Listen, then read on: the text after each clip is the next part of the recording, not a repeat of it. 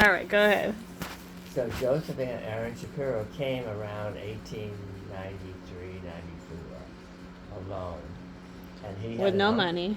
no, he had an uncle in New York who set him up with a, what do they call it? Bunch of rags, basically, clothing. And you had to get a stand. He used to pull a stand along. And he went to Portland, Connecticut. Why, I don't know Portland, but that's where he went. Uh-huh. And then when he was there a couple of years, he went back to Poland and he impregnated his wife, and then he brought his oldest daughter back to America. She was from a different mother. Mm. See, my great-grandmother, Sarah Shapiro, was his third wife. Mm.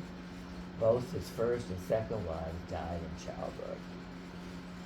So, But the children lived. and each one had a child. So he had two daughters who were cousins and half sisters. Got it. So he came back, and then he went again. He went back a second time, impregnated my great-grandmother, and he brought his second daughter back. And so It's very efficient. in 1900, his oldest daughter, Ida, got married. She was 21. Mm. Meanwhile, he has 4 children still in Poland with his wife. But how is he making money in He was selling garments, door to door. And then by the time he brought over the rest of the family in 1901, was the year my grandfather was bar mitzvah. He was the eldest. He already had a little store. So he was just very He had financially a store. savvy. Well, yeah, and he helped set up his oldest daughter. They got dowries in those days, and so they opened up a shoe store. And then when around 1903 or 4, his second daughter got married.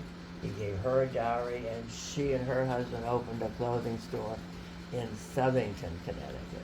But when they open up a store with their husbands, the husbands keep the money, right? They're not giving. The money goes to the husband. So Joseph at this point is just independently creating wealth, and I wouldn't go so far as to say wealth.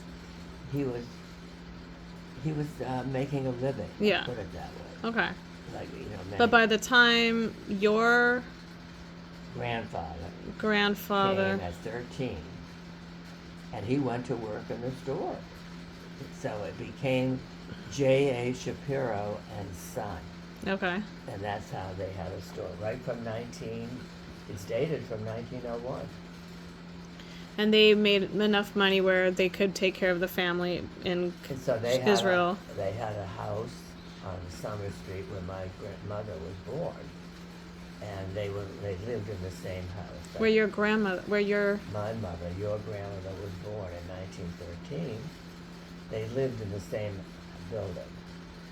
So wait. I thought Harry was Harry was my J.A. Shapiro's son. Oh, okay. So I gotcha. So okay, then meanwhile, his second cousin. So we're talking about Joseph is grandma's grandpa.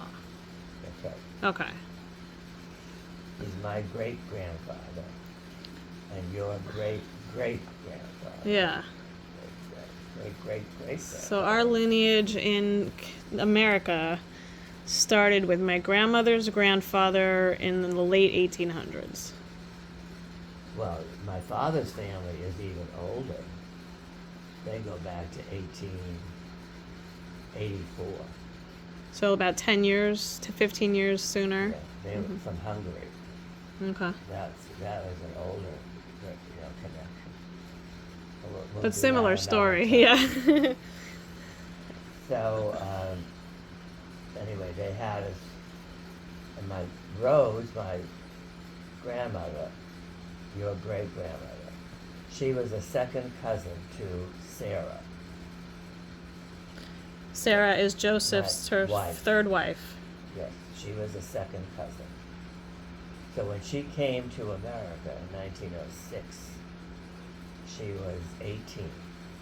and her sister Becky was already in New York working. They worked in the garment factories. Okay. And she married Harry. So they were cousins? They were cousins. Mm. And so she had made a connection with him. When she got here, he was already 18. And they corresponded or whatever. He went to New York and so forth. And eventually they got married in Middletown in 1911. Okay. Meanwhile, her sister Becky, who's the oldest, she was in love with her first cousin, Jaime Cronenberg, and because my grandmother and grandfather wanted to get married, they forced Becky to get married.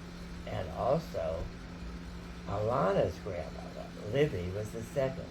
You had to marry in order in those days. The first daughter marries first, etc. So they all got married the same year in order to accommodate Wow. my grandmother. Oh, wow. Interesting. Wow. So they all lived in that same building on Summer Street, and my mother was actually not the first pregnancy.